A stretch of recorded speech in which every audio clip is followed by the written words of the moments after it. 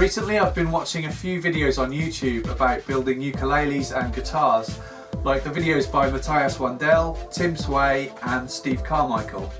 And I really want to have a go at building one myself, but using different methods and using only reclaimed wood.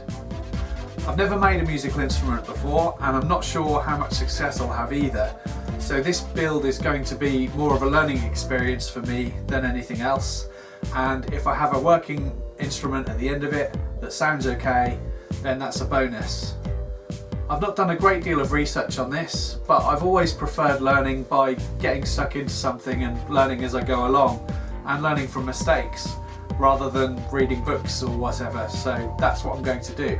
So the next series of videos from me are all going to be focusing on the ukulele build, and I'm going to try and keep the videos relatively short so they're not too boring.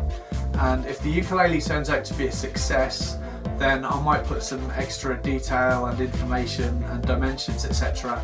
all on my website. As usual, I'm going to be using salvaged materials for the build, basically whatever I have in the workshop right now. To get started, I have a 2x2 piece of mahogany measuring 49mm square and an old reclaimed oak handrail, both of which I bought recently from a local reclamation yard. I decided to use mahogany for the neck. I cut a long length and a shorter length on the miter saw.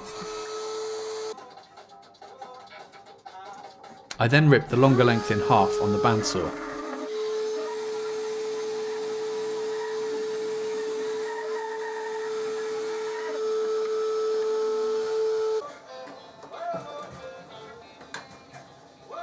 Then I used my jointer to get both sides of one of these pieces I've just cut perfectly straight, and this would be the main piece of the neck. I jointed one surface of the smaller block too. This would be the heel of the neck.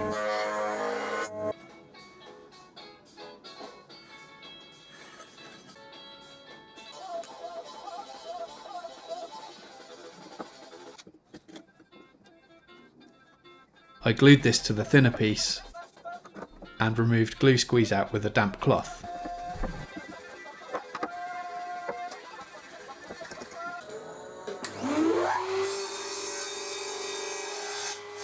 I cut another length of the mahogany on the miter saw and then ripped it in half on the table saw. This piece would form the headstock of the ukulele with enough length to also cut a scarf joint, which would be later joined to the neck.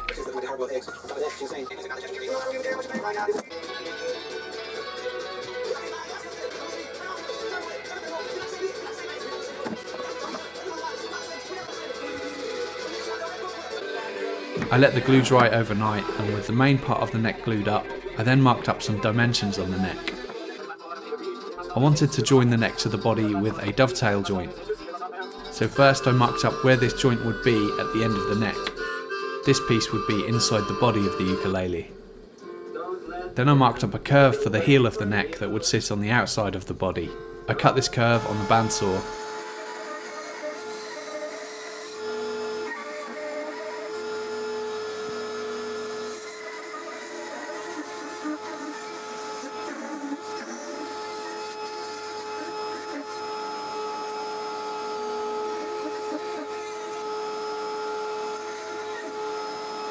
Then I cleaned up the curve on the belt sander.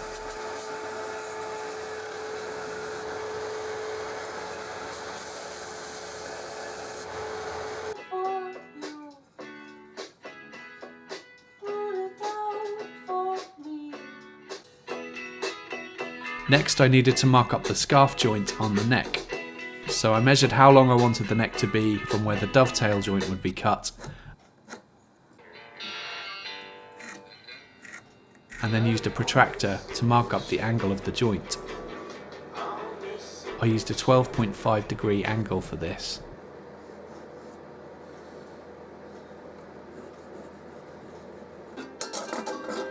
I marked up this angle on a scrap piece of plywood too, and cut it out on the bandsaw to give me a wedge.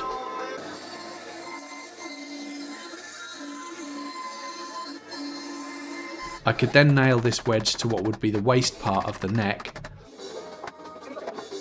line up the table saw blade with the joint, and then make the cut using the wedge to set the angle.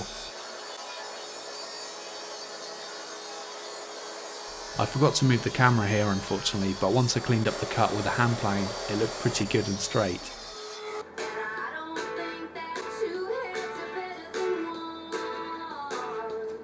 So then I could work on cutting the same angle for the scarf joint onto the other piece of the neck, the headstock. First I used a jointer to clean up and straighten one face, and then I used the thicknesser to get the piece to the width I wanted.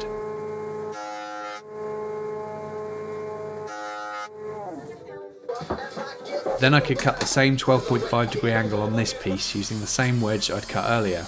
This time I didn't nail it to the workpiece as I didn't want to later deal with the nail holes, so I tried to make this cut without attaching the wedge.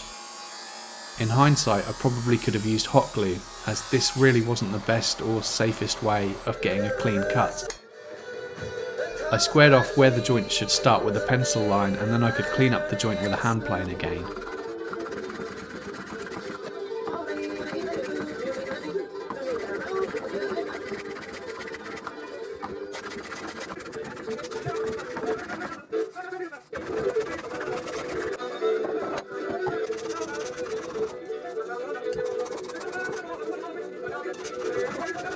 It took a while to get this perfectly straight, and I checked it with a small square.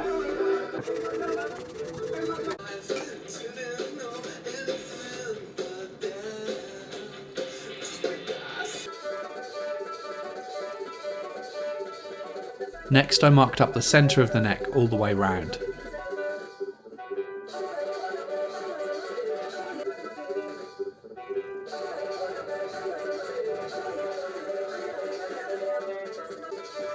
I did this to the headstock piece too.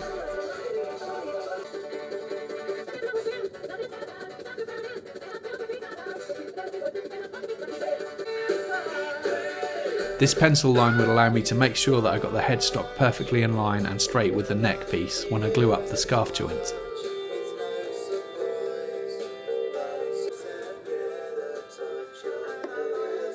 And then I marked up what would be the waist pieces and cut them out on the bandsaw.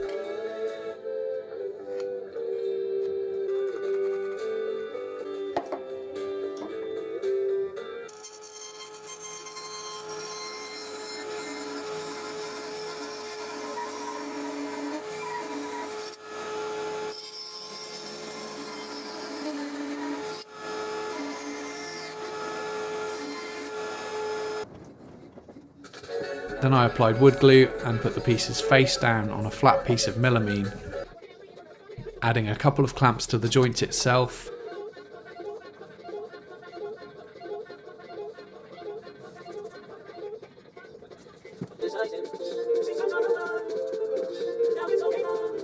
and one applying a light amount of pressure from end to end so that it couldn't slip.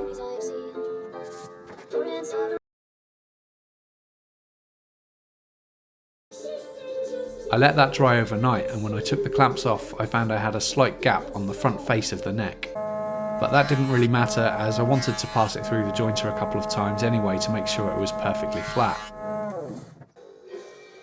I received delivery of some ukulele parts that I bought on eBay. I bought this rosewood bridge, a nut for the top of the neck, some machine heads,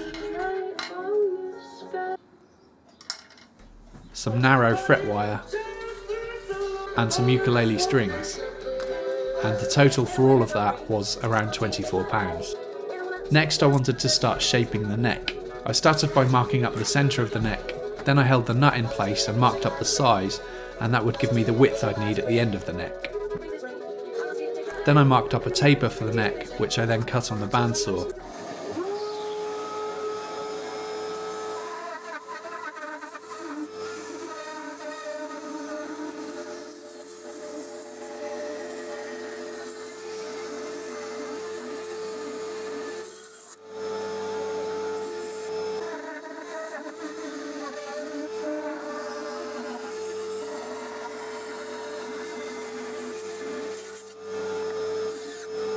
And the nut fitted nicely.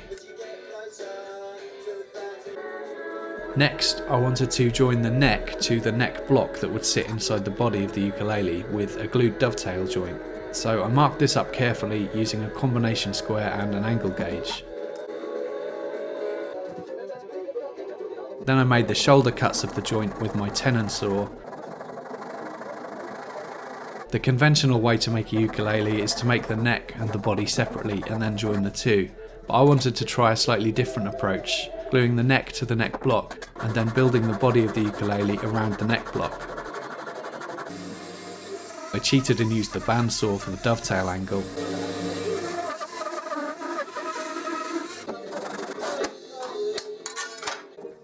Then I cleaned it all up with a chisel.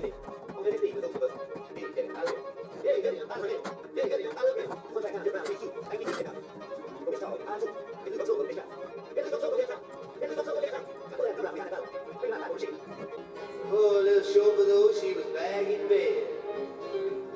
On the very next day with a nose full of pus. To start shaping the neck, I first marked up a couple of lines on the neck that would guide my cuts on the bandsaw. I tilted the table to make a cut to get rid of some of the excess material on one side.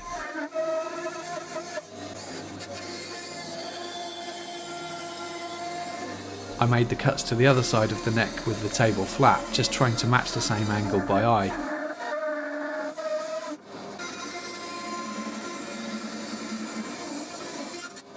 I used a small hacksaw to clean it up at the ends where the bandsaw couldn't reach.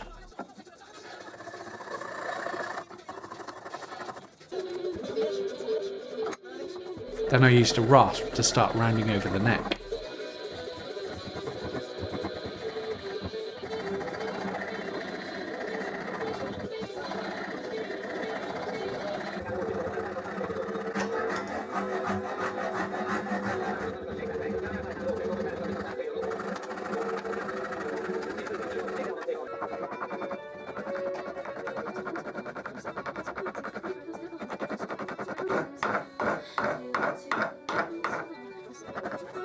Once I got a good shape with the rasp, I started sanding with a 40 grit paper.